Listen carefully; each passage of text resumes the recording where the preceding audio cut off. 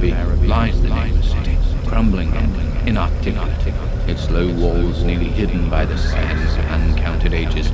It must have been thus before the first stones of Memphis were laid, and while the bricks of Babylon were yet unbaked. There is no legend so old as to give it a name, or to recall that it was ever alive, but it is told of in whispers around campfires, muttered about by granaries in the tents of sheikhs, so that all the tribes shun it without who knowing why. It was of this place that Abdul al-Hazri, the mad poet, dreamed on the night before he sang his unexplainable couplet. That is not dead which can eternal lie, and with strange eons even death may die. I should have known that the Arabs had good reason for shunning the nameless city, the city told of in strange tales, but soon by no living man. Yet I defied them and went into the untrodden waste with my camel. I alone have seen it. That is why no other face bears such hideous lines of fear as mine. Why no other man shivers so horribly when the night wind rattles the windows. When I came upon it, in the ghastly stillness of unending sleep, it looked at me, chilling in the rays of a full moon amidst the desert's heat, and as I returned its look, I forgot my triumph at finding it, and stopped still with my camel to wait for the dawn. For hours I waited, till the east grew grey, and the stars faded, and the grey turned to rosy light, edged with gold. I heard a moan, and saw a storm of sand stirring among the antique stones, so the sky was clear, and the vast reaches of the desert still. Then suddenly, above the desert's far rim, came the blazing edge of the sun, seen through the tiny sandstorm which was passing by, and in my fevered state, I fancied that from some remote depth there came a crash of musical metal to hail the fiery disk as Memnon hails it from the banks of the Nile. My ears rang, my imagination seemed, as I led my camel slowly across the sand, that unvocal stone place too old for Egypt and Meroe to remember, that place which I alone of living had seen. In and out amongst the shapeless foundations of houses and palaces I wandered, finding never a carving or inscription to tell of those men, if men they were, who built the city and dwelt therein so long ago. The antiquity of the spot was unwholesome, and I longed to encounter some sign or device to prove that the city was indeed fashioned by mankind. There were certain proportions and dimensions in the ruins which I did not like. I had with me many tools, and dug much within the walls of the obliterated edifices, but progress was slow, and nothing significant was revealed. When night and the moon returned, I felt a chill wind, which brought new fear, so that I did not dare to remain in the city.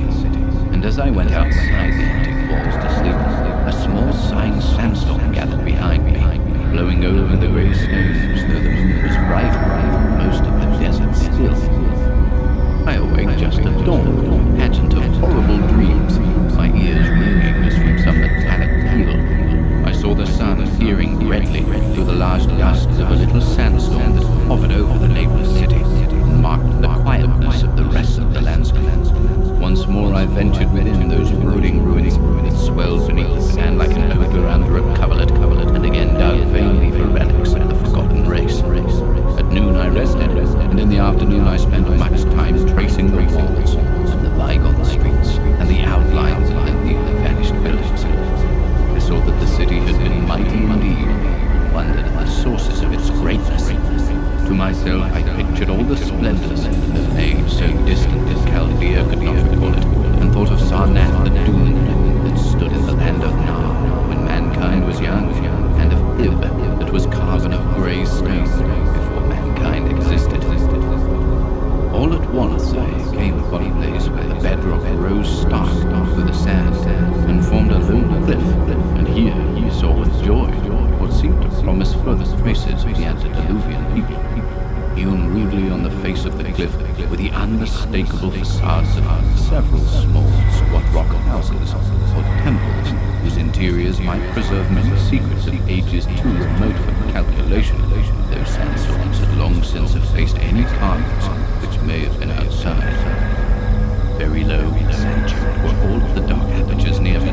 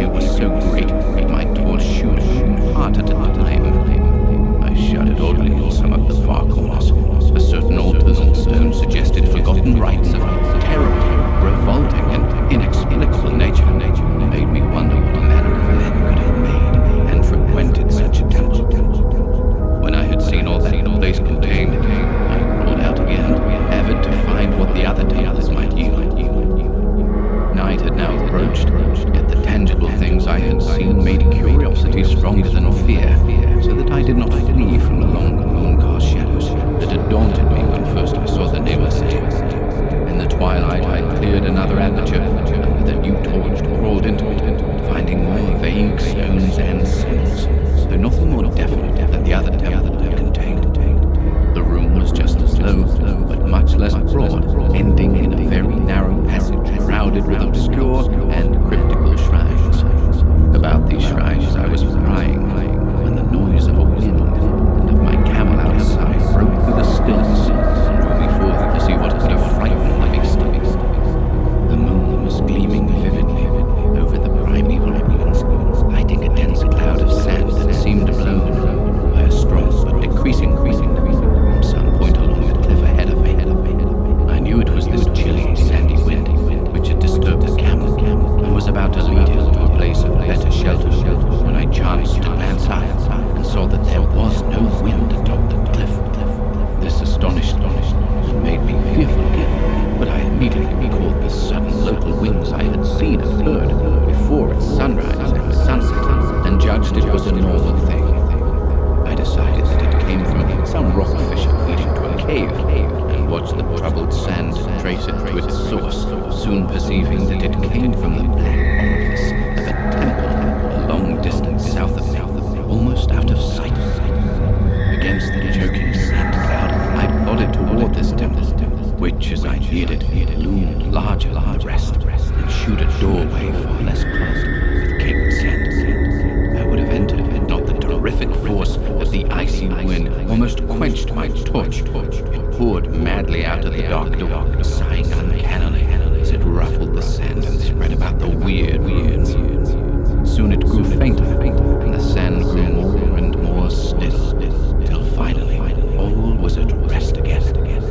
But a presence seemed stalking among the spectral stones of the city, and when I glanced at the moon, it seemed to quiver as though mirrored in unquiet waters. I was more afraid than I could explain, but not enough to dull my thirst for wonder. So as soon as the wind was quite gone, I crossed into the dark chamber from which it had come. This temple, as I had fancied from the outside, was larger than either of those I had visited before, and was presumably a natural cavern, since it bore winds from some region beyond. Here I could stand quite upright, but saw that the stones and altars were as low as those in the other temples. On the walls and roof, I beheld for the first time some traces of the pictorial art of the ancient race, curious curling streaks of paint that had almost faded or crumbled away. And on two of the altars I saw with rising excitement a maze of well-fashioned curved linear carvings. As I held my torch aloft, it seemed to me that the shape of the roof was too regular to be natural, and I wondered what the prehistoric cutters of stone had first worked upon. Their engineering skill must have been vast. Then a brighter flare of the fantastic flame shewed me that for which I had been seeking, the opening to those remoter abysses whence the sudden wind had blown. And I grew faint when I saw that it was a small and plainly artificial door chiseled in the solid rock. I thrust my torch within, beholding the black tunnel with the roof arching low over a rough flight of very small, numerous and steeply descending steps. I shall always see those steps in my dreams, for I came to learn what they meant. At the time I hardly knew whether to call them steps or mere footholds in a precipitous descent. My mind was whirling with madness, and the words and warnings of Arab prophets seemed to float across the desert from the lands that men know to the nameless city that men dare not know. Yet I hesitated only a moment before advancing through the portal and commencing to climb cautiously down the steep passage, feet first, as though on a ladder. It is only the terrible phantasms of drugs or delirium that any other man can have had such a descent as mine. The narrow passage led infinitely down, like some hideous haunted well, and the torch I held above my head could not light the unknown depths toward which I was crawling. I lost track of the hours and forgot to consult my watch, though I was frightened when I thought of the distance I must be traversing. There were changes of direction and of steepness, and once I came to a long, low, level passage where I had to wriggled feet first along the rocky floor, holding my torch at arm's length beyond my head. The place was not high enough for kneeling. After that, more of the steep steps, and I was still scrambling down interminably when my failing torch died out. I do not think I noticed it at the time, but when I did notice it, I was still holding it high above me, as if it were ablaze. I was quite unbalanced in that instant for the strange and unknown, which has made me wander and a haunter of ancient and forbidden places.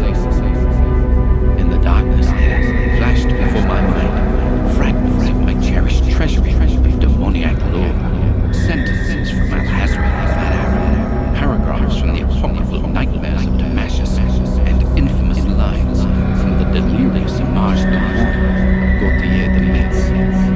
I repeated clear extracts and muttered of Afrasi and the demons that floated with him down the Oxus, later chanting over and over again a phrase from one of Lord Dunstan's tales, the unreverberate blackness of the abyss.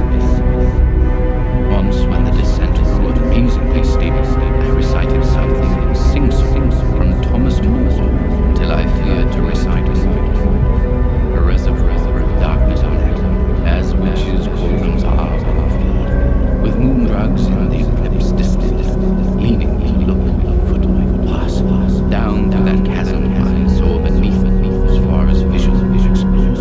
The jetty sides as smooth as glass, looking as if just varnished on, but that dark pitch the sea of death throws out a slimy shore.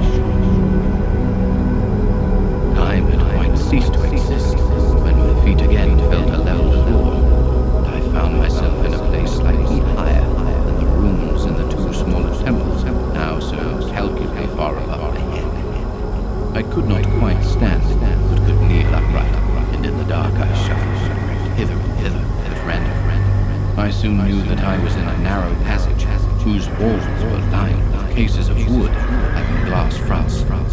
As in that Paleozoic and abysmal place, I felt of such things as polished wood and glass, and shuddered at possible implications. The cases were apparently ranged along each side of the passage at regular intervals, and were oblong and horizontal, hideously like coffins of shapeless size. When I tried to move 2 or 3 for further examination, I found they were firmly fastened.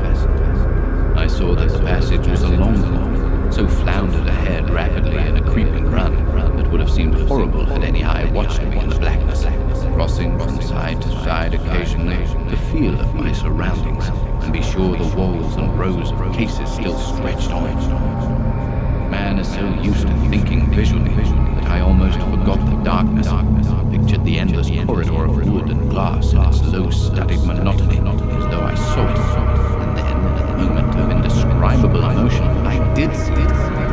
Just when my fancy merged into real sight, I cannot tell, but there came a gradual glow, and all at once I knew that I saw the dim outlines of the corridor and the cases revealed by some unknown subterranean phosphorescence. For a little while, all was exactly as I had imagined it, since the glow was very faint, but as I mechanically kept on stumbling ahead into the stronger light, I realized that my fancy had been but feeble. This hall was no relic, crudity, temples in the city above, but a monument of the most magnificent, exotic art, rich, vivid, and daring, fantastic designs and pictures formed a continuous scheme of mural painting, whose lines and colors were beyond description.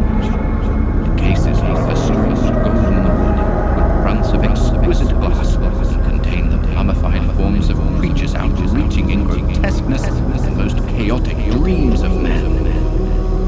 To convey any idea of these monstrosities is impossible. They were of the reptile kind, with body lines suggesting sometimes the crocodile, sometimes the seal, but more often nothing of which either the naturalist or the paleontologist ever looked. In size, they approximated a small man, and their forelegs were delicate and evidently flexible feet, curiously like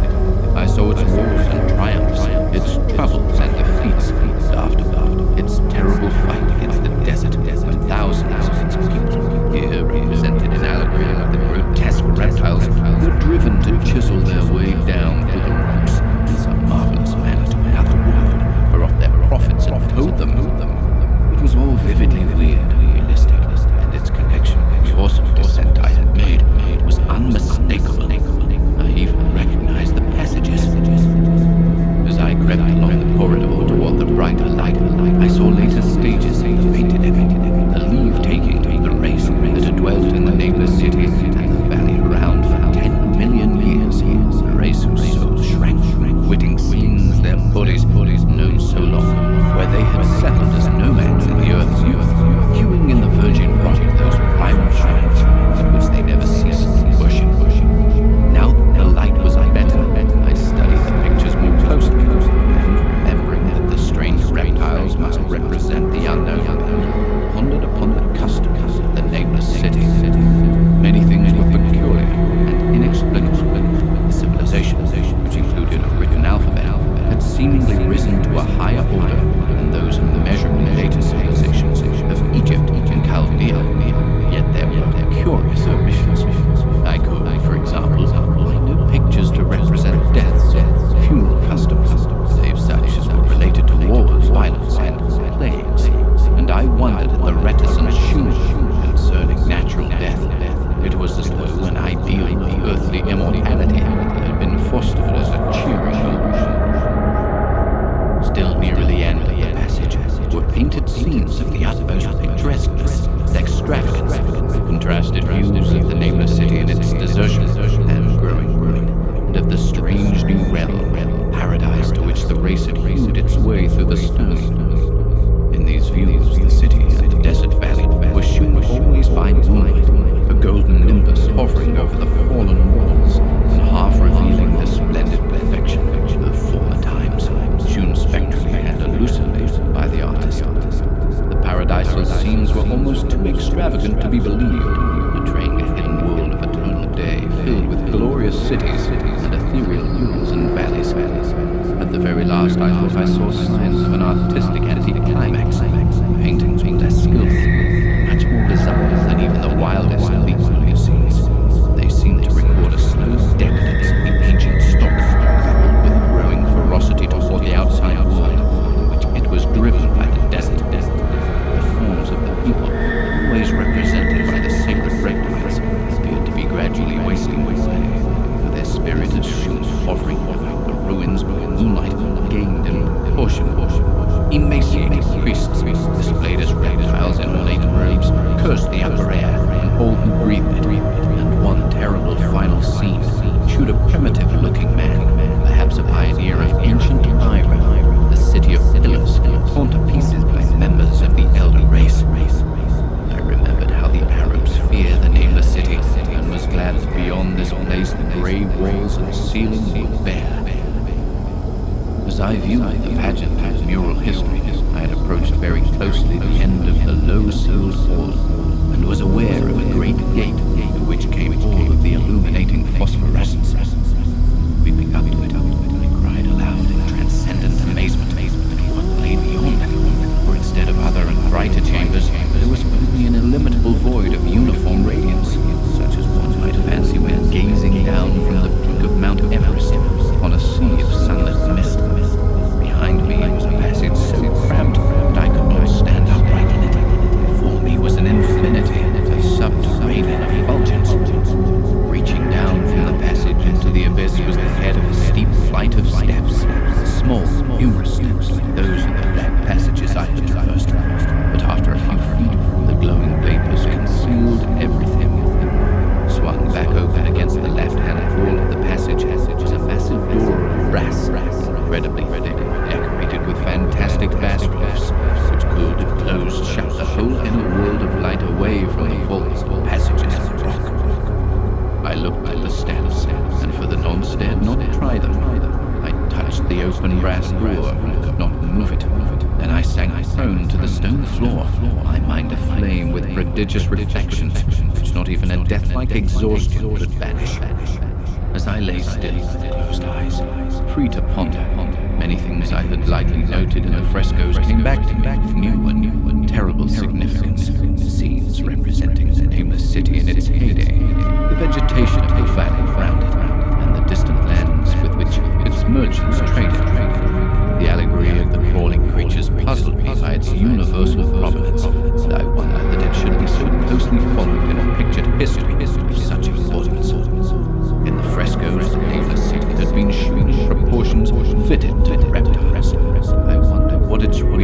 proportions and magnificence had been, and reflected a moment on certain oddities I had noticed. I thought curiously of the lowness of the primal temples and of the underground corridor, which were doubtless hewn thus out of deference to the reptile deities they honored, though it perforce reduced the worshippers to crawling.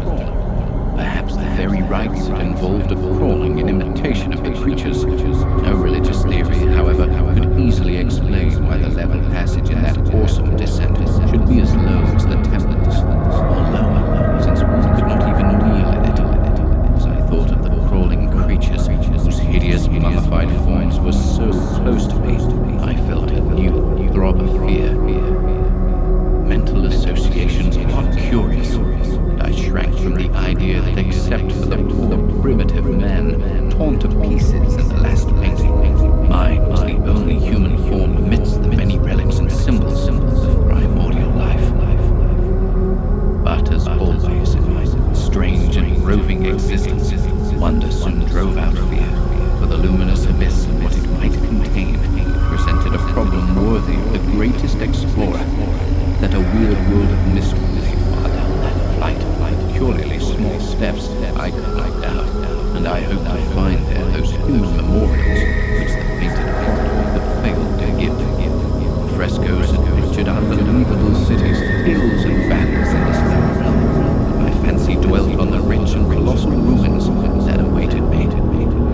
My fears, indeed, concerned the past rather than the future.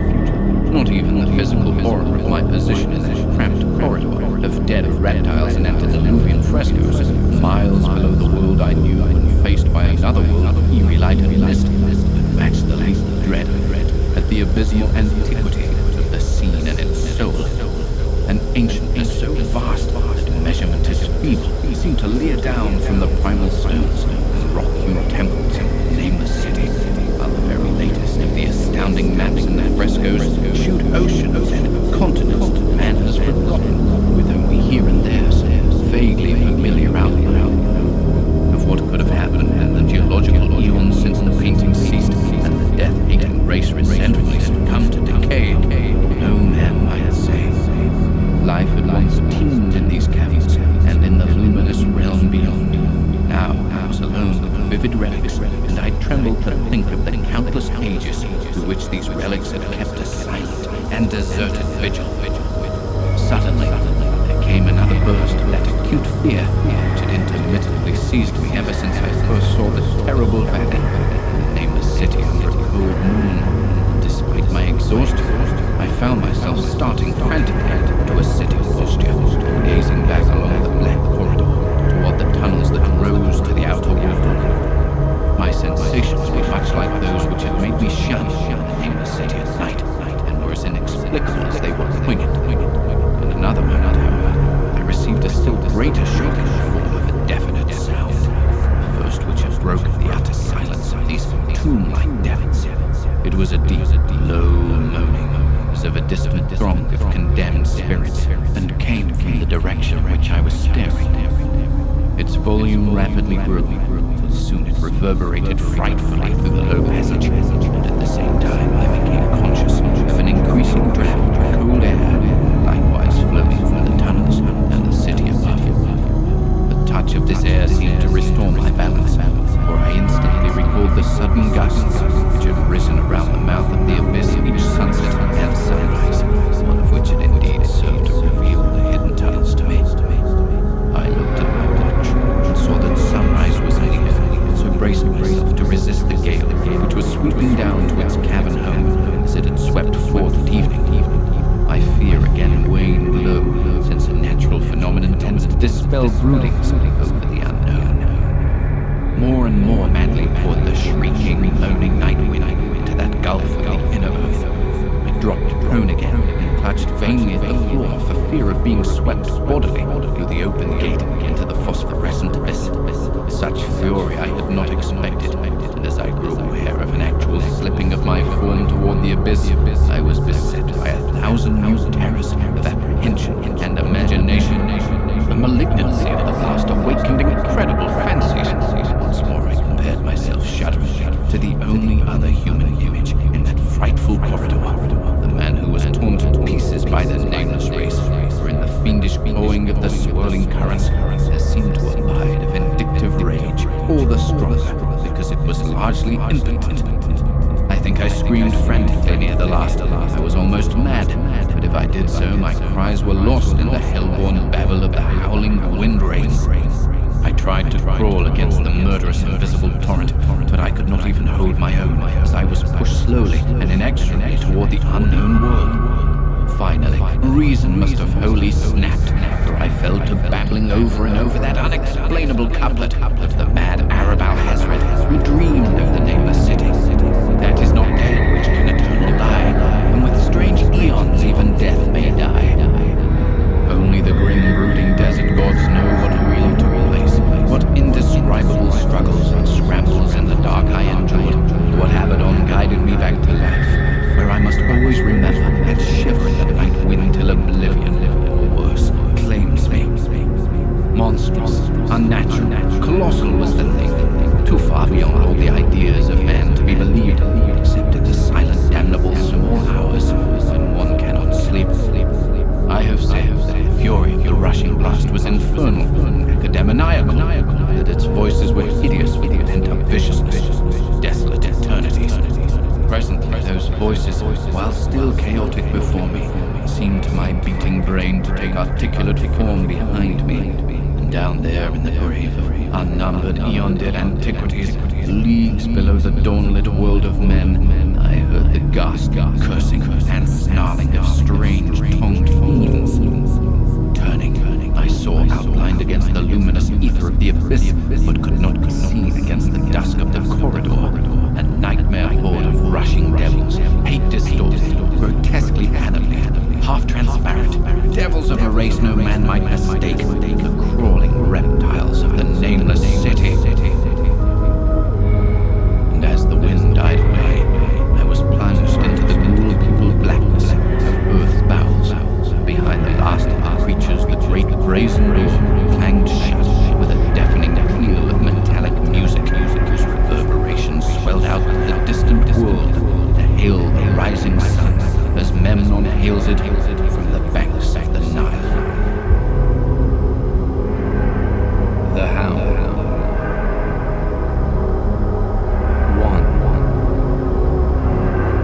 1. In my tortured ears there sounds unceasingly nightmare whirring and flapping, and a faint, distant baying as of some gigantic hound.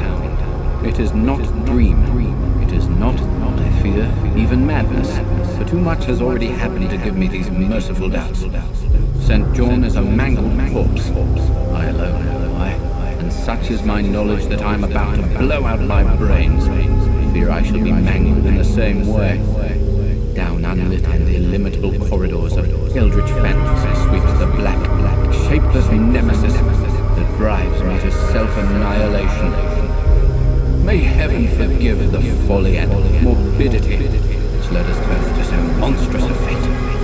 Wearied with the commonplaces of a prosaic world where even the joys of romance and adventure soon grow stale, St. John and I had followed enthusiastically every aesthetic and intellectual movement which promised respite from our devastating ennui.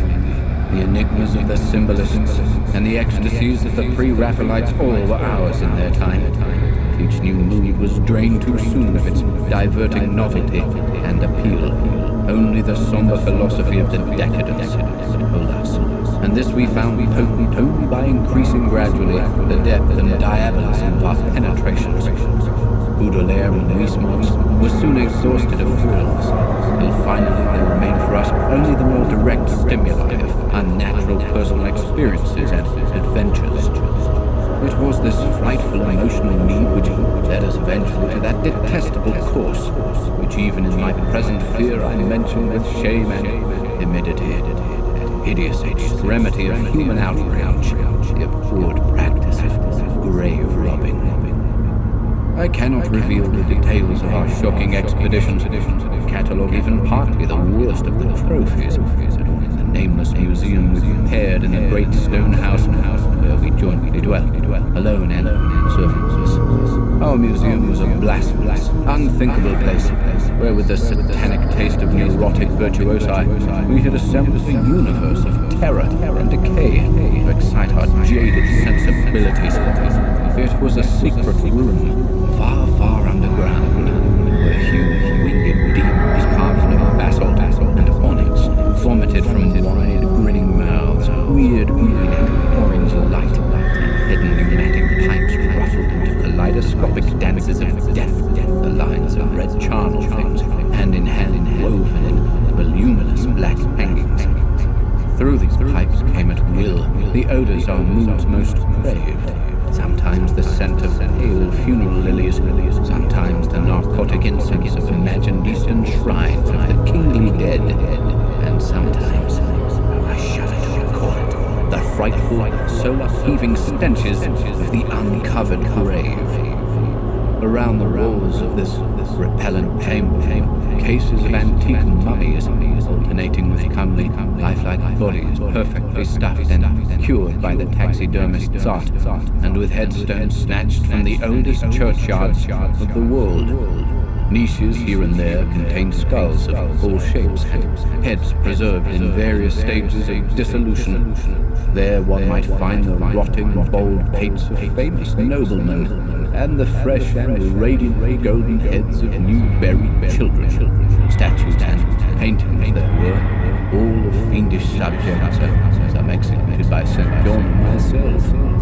A locked portfolio, bound and tanned human skin, held certain unknown and unnameable drawings, which it was rumored Goya had perpetrated, but dared not acknowledge. There were nauseous musical instruments, strings, brass, and woodwind, on which St. John and I sometimes produced dissonances of exquisite morbidity and demoniacal ghastliness, whilst in a multitude of inlaid ebony cabinets reposed the most incredible and unimaginable variety of tumult ever assembled by human madness and perversity. It is of this loot in particular that I must not speak.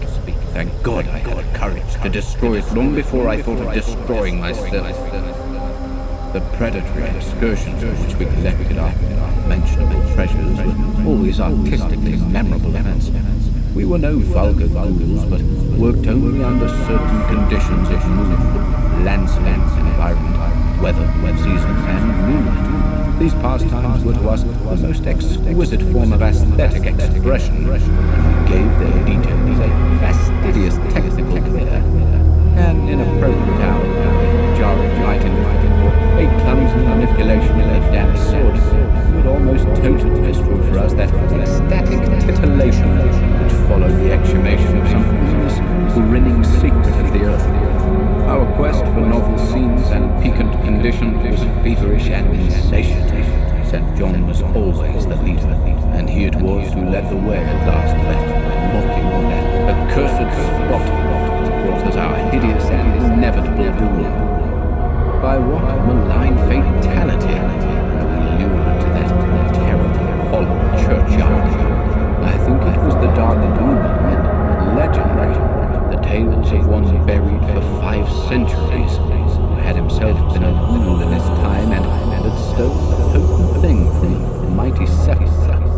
I can recall the scene in these final moments, the pale, autumnal moon over the graves, casting long, horrible shadows, the grotesque trees drooping sullenly to meet the neglected grass on the crumbling slabs, the vast legions of strangely colossal bats that flew against the moon, the antique ivied church pointing a huge spectral finger at the livid sky, the phosphorescent incense that danced like death fires under the yews in a distant corner, the odors of mold, vegetation, and less explicable things that mingled feebly with the night wind from over far swamps and seas, and worst of all, the faint, deep-toned baying of some gigantic hound, which we could neither see nor definitely place. As we heard this suggestion of baying, shuddered, remembering the tales of the peasantry, for he whom we sought had centuries before been found in this self-same spot, torn and mangled by the claws and teeth of some unspeakable beast. I remembered how we delved in this ghoul's grave with our spades, and how we thrilled at the picture of ourselves, the grave, the pale watching moon, the horrible shadows, the grotesque trees, the titanic bats, the antique church, the dancing death fires, the sickening odors, the gentle moaning night wind, and the strange, half-heard directionless baying, whose objective existence we could scarcely be sure. Then we struck a substance harder than the damp mold, and beheld a rotting oblong box crusted with mineral deposits in the long, undisturbed ground.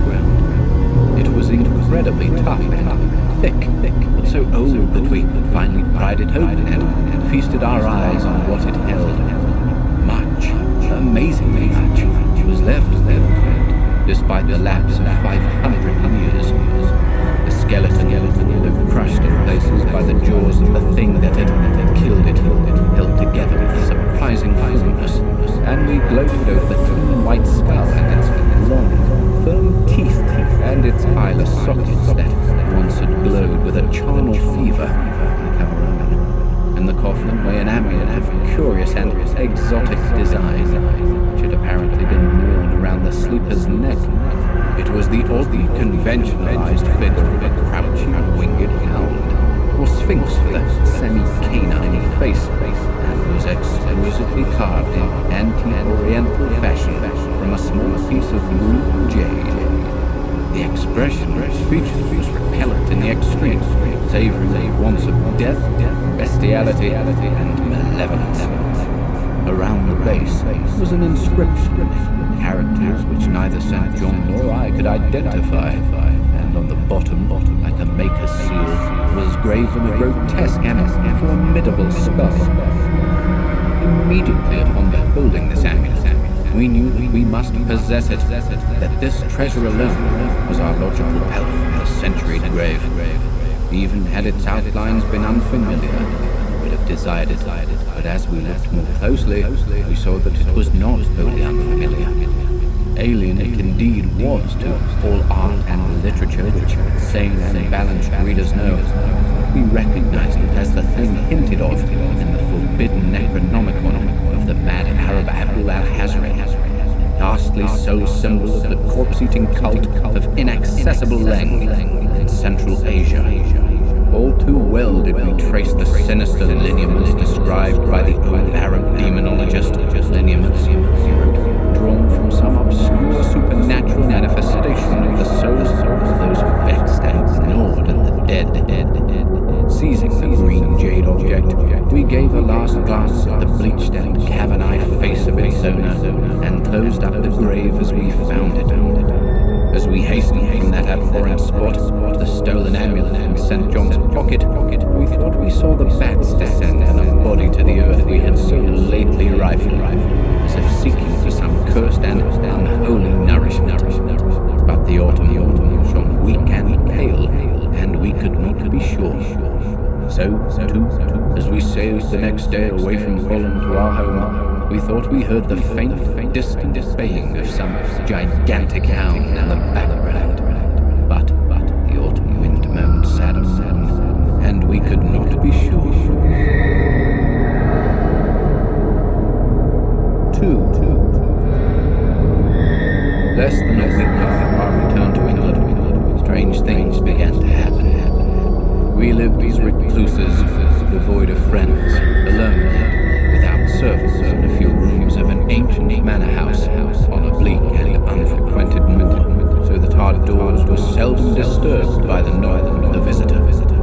Now, however, we were troubled by what seemed to be frequent fumblings in the night, not only around the doors, but around the windows also, upper as well as lower. Once we fancied that a large, opaque body darkened the library window. The moon was shining against it. And another time, we thought we heard a whirring or lapping sound not far off.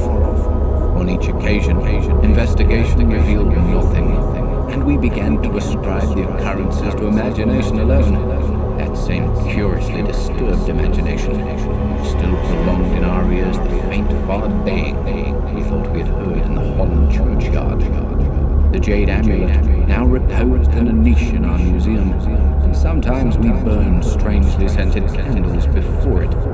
We read much in Al-Hazred's Necronomicon about its properties and about the relation of ghouls' souls to the objects it symbolized, and were disturbed by what we read. Then terror came. On the night of September 24th, I heard a knock at my chamber door. Fancying it St. John's, I bade the knocker enter. It was answered only by a shrill laugh. There was no one in the corridor. When I aroused St. John from his sleep, he professed entire ignorance of the event and became as worried as I. It was that night that the faint, distant baying over the moor became to us a certain and dreaded reality. 4 days later, whilst we were both in the hidden museum, there came a low, cautious scratching at the single door which led to the secret library staircase. Our alarm was now divided, and besides our fear of the unknown, we had always entertained a dread that our grisly collection might be discovered. Extinguishing all lights, we proceeded to the door and threw it suddenly open, whereupon we felt an unaccountable rush of air, and heard, as if receding far away, a queer combination of rustling, tittering, and articulate chatter. Whether we were mad, dreaming, in our senses, we did not try to determine. We only realized, with the blackest of apprehensions, that the apparently disembodied chatter was beyond a doubt in the Dutch language. After that, we lived in growing horror and fascination. Mostly, we held to the theory that we were jointly going mad from our life, unnatural excitements. But sometimes it pleased us more to dramatize ourselves as the victims of some creeping and appalling doom. Bizarre manifestations were now too frequent to count. Our lonely house was seemingly alive with the presence of some malign being whose nature we could not guess. And every night that demoniac being rolled over the windswept moor, always louder and louder. On October 29th, we found a soft earth underneath the library window, a series of footprints utterly impossible to describe. They were as baffling as the hordes of great bats which haunted the old manor house in unprecedented and increasing numbers. The horror reached a culmination on November 18th, when St. John, walking home after dark from the distant railway station, was seized by some frightful carnivorous thing and torn to ribbons. His screams had reached the house, and I had hastened to the terrible scene in time to hear a whir of wings and see a vague black, cloudy thing silhouetted against the rising moon. My friend was dying when I spoke to him, and he could not answer coherently. All he could do was to whisper, Then he collapsed, an inert mass of mangled flesh. I buried him the next midnight in one of our neglected gardens, and mumbled over his body one of the devilish rituals he had loved in life. And as I pronounced the last demoniac sentence, I heard afar on the moor the faint baying of some gigantic hound.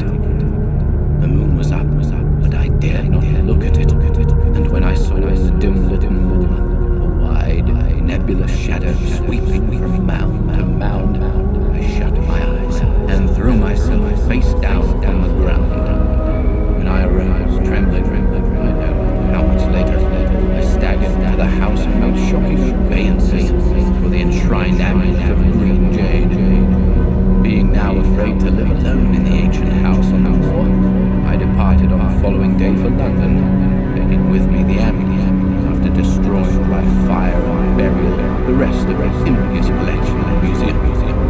But after 3 nights, I heard the baying again, and before a week was over, felt strange eyes upon me whenever it was dark. One evening, as I strolled on Victoria Embankment for some needed air, I saw a black shape obscure one of the reflections of the lamps in the water. A wind stronger than the night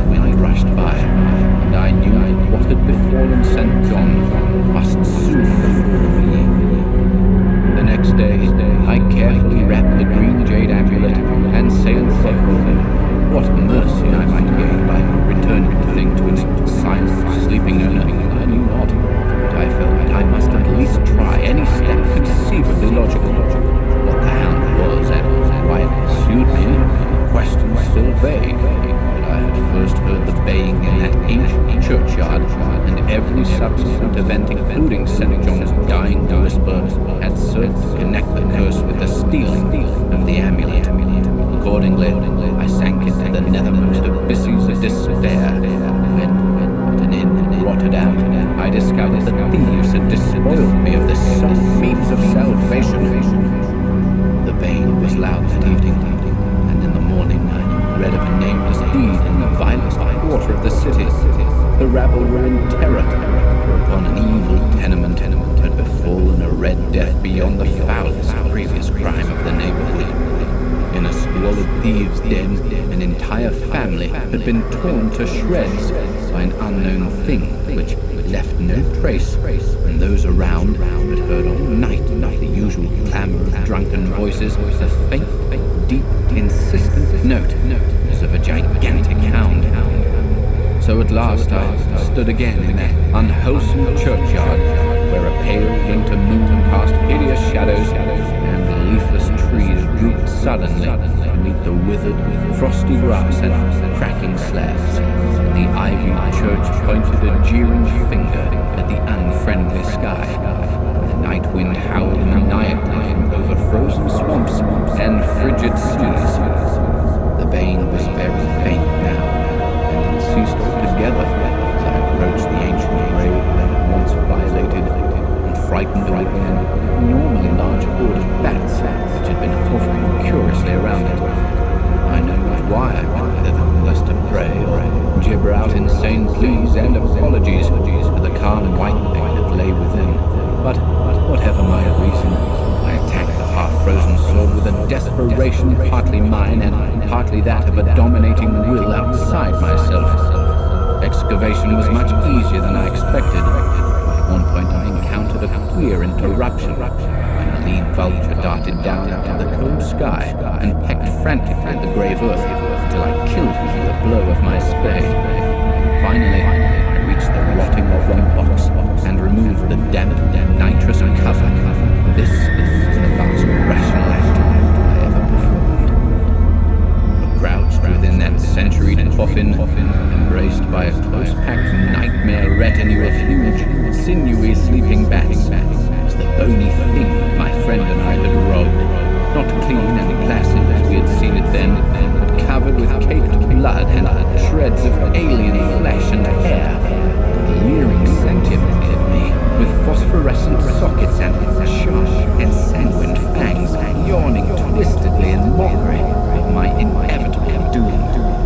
And when it gave from those grinning jaws a deep, sardonic bay as of some gigantic hound, and I saw that it held in its gory, filthy claw the lost and fateful amulet of green jade, I merely screamed and ran away idiotically, my screams soon dissolving into peals of hysterical laughter. Madness rides the star wind, claws and teeth sharpened on centuries of corpses, dripping death astride a bacchanal of bats from night-black ruins of buried temples of Beeley. Now, as the baying of that dead, fleshless monstrosity grows louder and louder, and the stealthy whirring and flapping of those accursed web-wings circles closer and closer, I shall seek with my revolver the oblivion which is my only refuge from the unnamed and unnameable.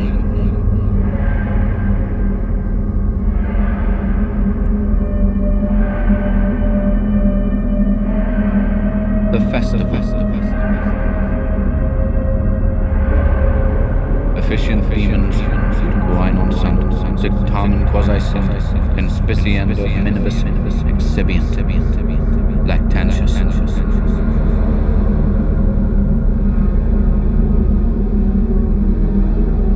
I was far from home. The spell of the eastern sea was upon me. In the twilight I heard it pounding on the rocks, and I knew it lay just over the hill, where the twisting willows writhed against the clearing sky and the first stars of evening. And because my fathers had called me to the old town beyond, I pushed on through the shallow, new-fallen snow along the road that soared lonely out to where Aldebaran twinkled among the trees, on toward the very ancient town I had never seen, but often dreamed of. It was the Yuletide that men call Christmas, for they know in their hearts it is older than Bethlehem and Babylon, older than Memphis and mankind. It was the Yuletide, and I had come at last to the ancient sea town, where my people had dwelt and kept festival in the elder time, when festival was forbidden, where also they had commanded their sons to keep festival once every century, that the memory of primal secrets might not be forgotten. Mine were an old people, and were old even when this land was settled 300 years before, and they were strange, because they had come as dark, furtive folk from opiate southern gardens of orchids, and spoken another tongue before they learned the tongue of the blue-eyed fishes. And now they were scattered, and shared only the rituals of mysteries that none living could understand. I was the only one who came back that night to the old fishing towns, legend laid, for only the poor and the lonely remember.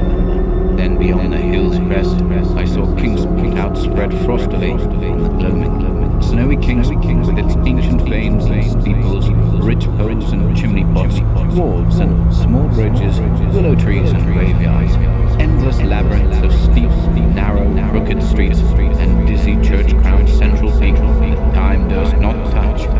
Ceaseless mazes of colonial houses, piled and scattered at all angles and levels like a child's disordered blocks, antiquity hovering on grey wings over winter-whitened gables and gambrel roofs, fanlights and small-paned windows one by one gleaming out in the cold dusk to join Orion and the archaic stars. And against the rotting wharves, the sea pounded, the secretive, immemorial sea out of which the people had come in the elder time. Beside the road at its crest, a still higher summit rose, bleak and windswept, and I saw it was a burying ground where black gravestones stuck ghoulishly through the snow like the decayed fingernails of a gigantic corpse.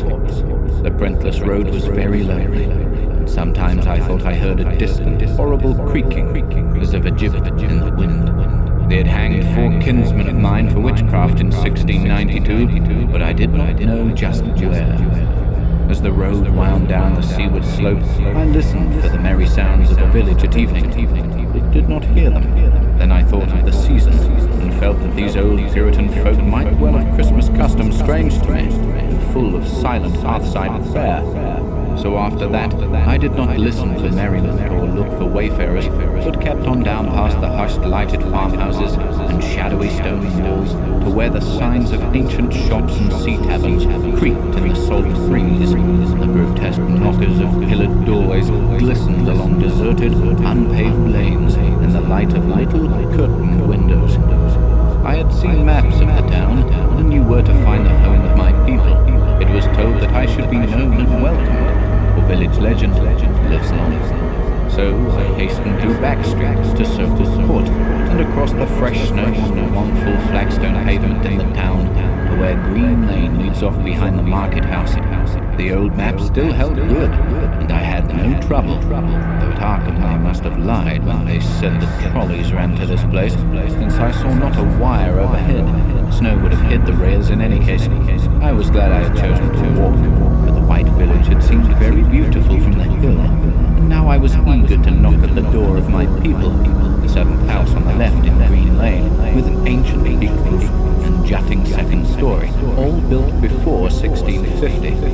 There were lights inside the house when I came upon it, and I saw from the diamond window panes that it must have been kept very close to its antique state. The upper part overhung the narrow grass-grown street, nearly met the overhanging part of the house opposite, so that I was almost in a tunnel, with a low stone doorstep wholly free from snow. There was no sidewalk, but many houses had high doors reached by double flights of steps with iron railings. It was an odd scene, and because I was strange to England, I had never known its like before.